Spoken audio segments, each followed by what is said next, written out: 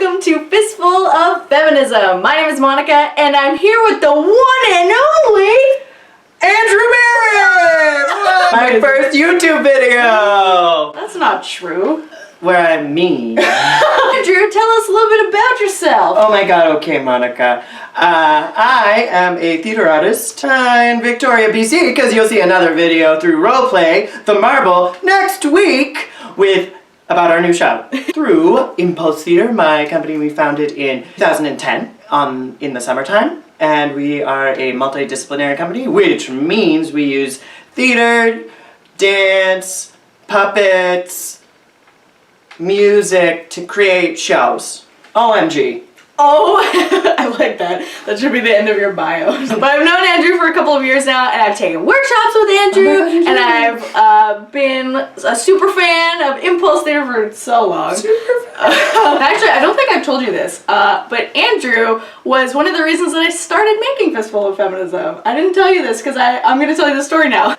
We did a fundraiser show called Home for the Holidays. I think it was the second one. Yeah. And I did this with my company, Patronus Theater. I did this weird feminist queer themed rap. Oh my god, I forgot about the rap. Yeah. It was so good. It was so fun, and I wrote this little rap and did it, and I didn't film it or anything, or I might have filmed it. Anyway, but then Andrew at the end of the show was just like, you know, you should really get that like on video and like do videos. You said something along those lines. Something along those lines. We were on the topic of like I was like, fuck yeah. I think it was fuck yeah. I think I was like, yes, that was great. Keep doing that! You're articulate about feminism! Yeah, it was something like that. And I was like, you know, I could probably do a show about that. So you helped begin this whole journey. I didn't even know! I totally forgot until... So this is a really awesome moment to have Andrew on the show and to be talking about your awesome life. Awesome life! Today we're gonna just be talking all about Andrew because I think it should be a new show. All about Andrew. I have no qualms with this because I can talk about myself a lot. Meet your new host of Fistful of Feminism. Well, let's talk first more about Impulse and about your work and about your passion in life. Broad, as we discussed earlier. So, Impulse was initially founded with a production called Conversations with the Sea, which was a guerrilla theater kind of piece that we did on a rock in the ocean. It's a beautiful rock. It's slightly separated from this beautiful beach.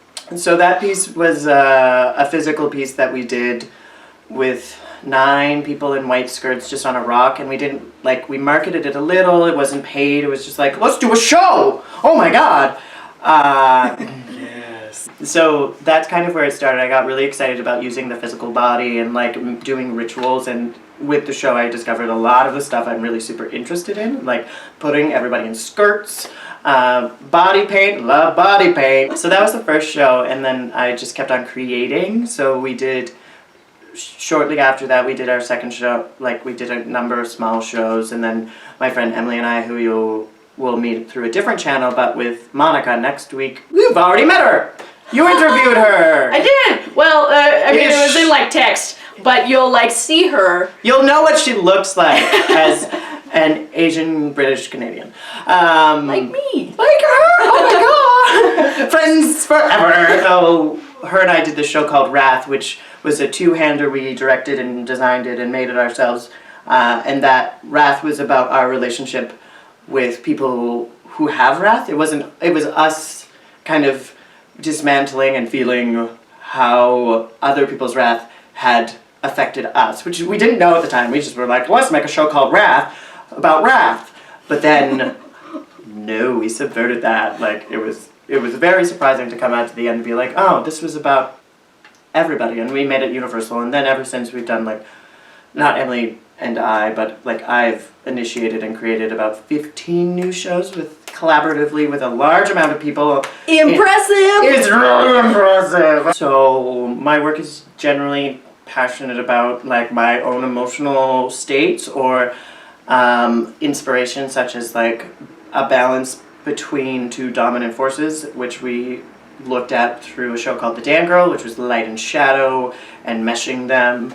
as well as creating gigantic fairy tales. I'm really interested in magic and myth and what a contemporary society needs in those things right now, as a way to help explain the world, because that's what my theater is to me, is kind of figuring out what the fuck is going on. Oh god. So that's a brief history. Right now we're working on a solo show called Anna, which you can find out more about through a different channel. Through roleplay! And then the other show we're currently working on is called The Dream Collectors, which is about a group of beings who have been tasked with collecting human dreams. We don't know why.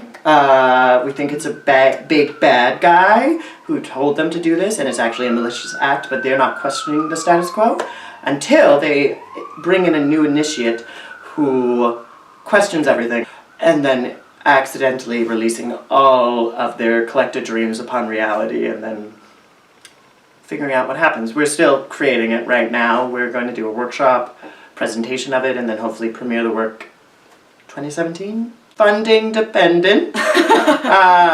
But those are kind of the two shows that we're working on. As you can see, Andrew's a very busy person. Sometimes. So lots of stuff on the go, which is all amazing and sounds. I'm so excited. Remember, I'm the super fan. Yeah, I can't even believe I was super fan with a foam finger. Well, I try to come to everything. I'm pretty sure I've come to most. I think unless you're. I missed the hunt because I think I had a show. That's the hard thing about theater artists, is that like we are trying to support one another, but then we're always doing stuff at the same time. That's how we like have to stay alive. That's how we roll. Because if we don't work, then we don't like eat and. Oh, you do work that's paid?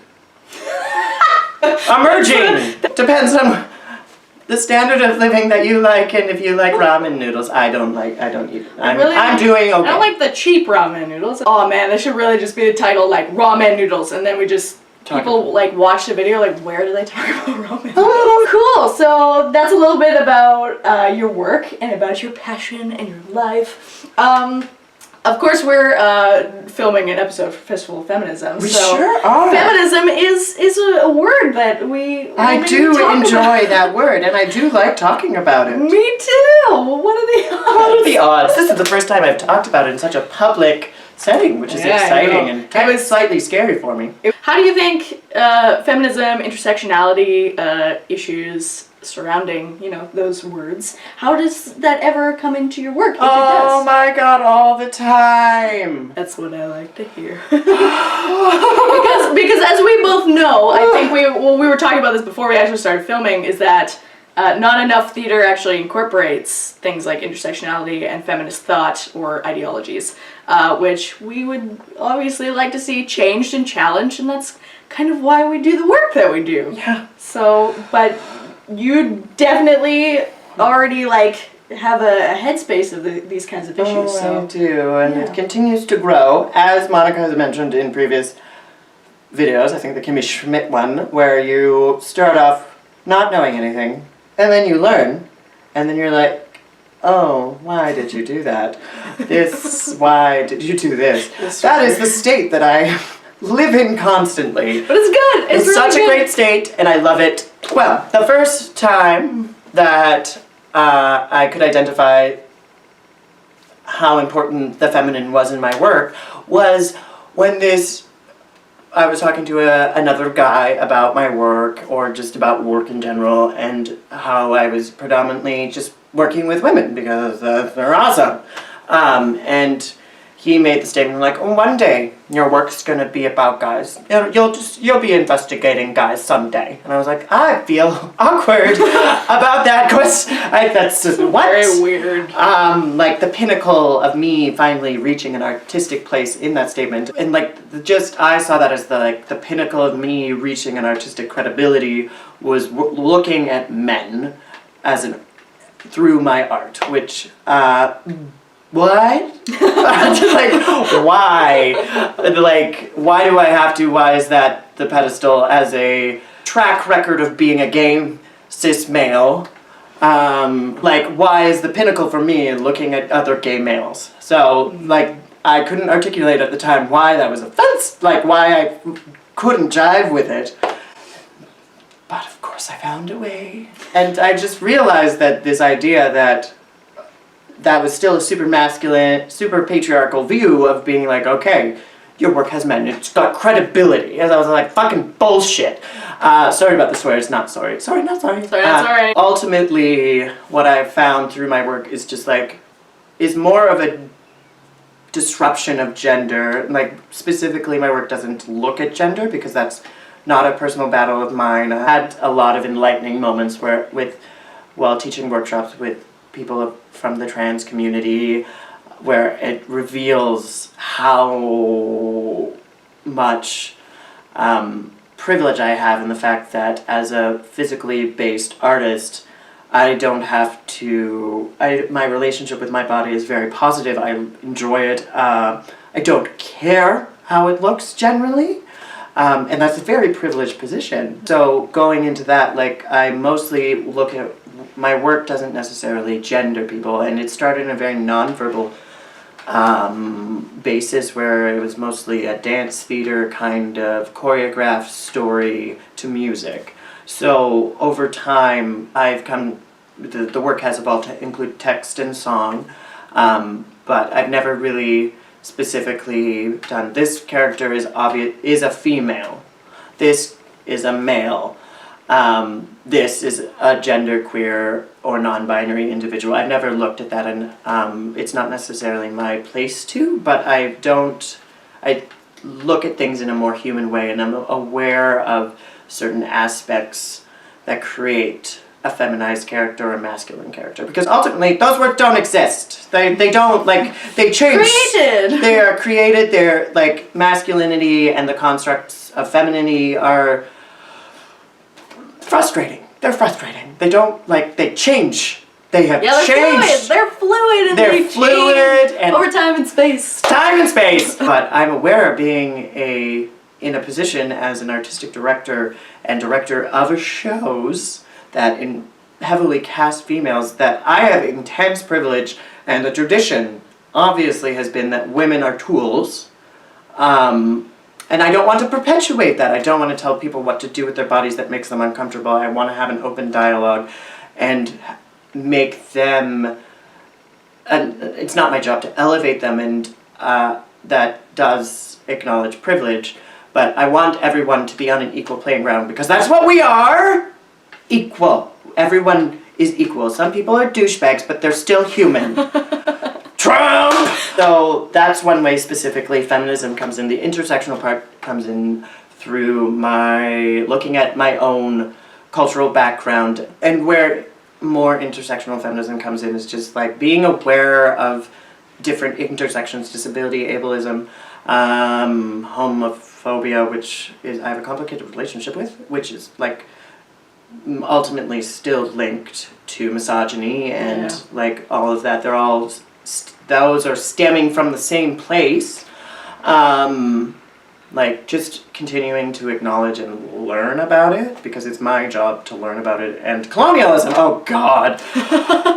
Like, yeah, that's a big one. That's a big one. That's too big for this video, and I do not know enough, and I need to know more, especially in Canada, because oh god, I'm like, fuck. Just fuck. So looking at work through that, through the lens of an intersectional feminism is really important, especially when you're creating work that's current and in a contemporary society, because you're making work that's a reflection. So if your work doesn't reflect, at least from what you're creating, the world the world actually is ultimately, then you're just part of the status quo. And I am excited about challenging the status quo, and even if it's, like, I am mostly excited about challenging it very subtly, because those are, like, it normalizes. For example, there was one show where the main character, who is a person of color, she identifies as a woman, and then it was a nonverbal piece, so we just, like, the two love interests that we had were other women, and we didn't make it, like, that's just the way it was, and I was excited about that because it just normalized it. We didn't acknowledge it, we didn't make an entire piece about lesbian love, because there's a lot of those, And it's not necessarily current, but like, just normalizing is really lovely. Even through your work and through you being an artistic director who acknowledges privilege, like that's still, sadly, where, you know, we do a lot of our work is still kind of a new concept, right? Or like acknowledging privilege is kind of not taken as far as it needs to go. So through that, you're almost normalizing the act of doing that as well, which is something I really love and admire. Nice. Because it's really easy for our communities to keep going the way that they're going, you know? Like, oh yeah, nobody wants to upset the safety. The powers that be. The powers that be. They don't want to shake that up. They don't want the ire of the masses coming for them. It's amazing to see beautiful art happening that is exactly what you're describing, normalizing certain things that should be normalized, right? And seeing gender as something more than binaries. It's very simple to do all of this, but it's still, we talk about it and we talk about it on channels like this, but it's another thing to see it put into practice, into the real world.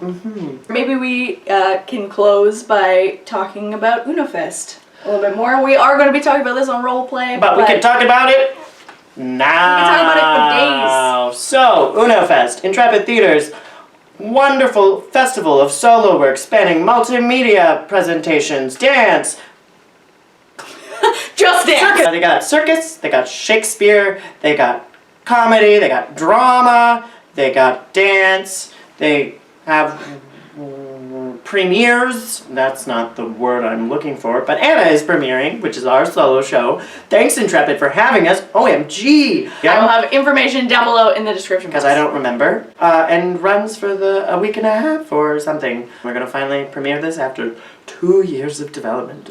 Yeah, so that's, 3 performances. If you're in Victoria, BC, check it out. Check it out. We did a wonderful Indiegogo campaign. Yay! 115% of our funds were raised. It's over now, right? It's over as of last night, but we should have thought about that. That would have been great. This is what I was saying. Like, but hey, Andrew, is there still like maybe a way that people can contribute to your company? Oh like my if they God. want to donate, You like could donate anytime. art that is creating a better world. What? Can you? Can you not? What's the point? What's the point? ImpulseTheater.ca. With all of that, that's where we're going to be ending today. So thank you all for watching Fistful of Feminism. And thank you, Andrew. Thank you, Monica. Superfan. Superfan. So again, watch out for the next roleplay episode, which will be back. I haven't done any roleplay episodes in a really long time because I've been really busy. As always, if you like, you can subscribe and go there and da-da-da. We'll see you all not next Friday, but the Friday after that. We did it. We did it! It's full. Goodbye!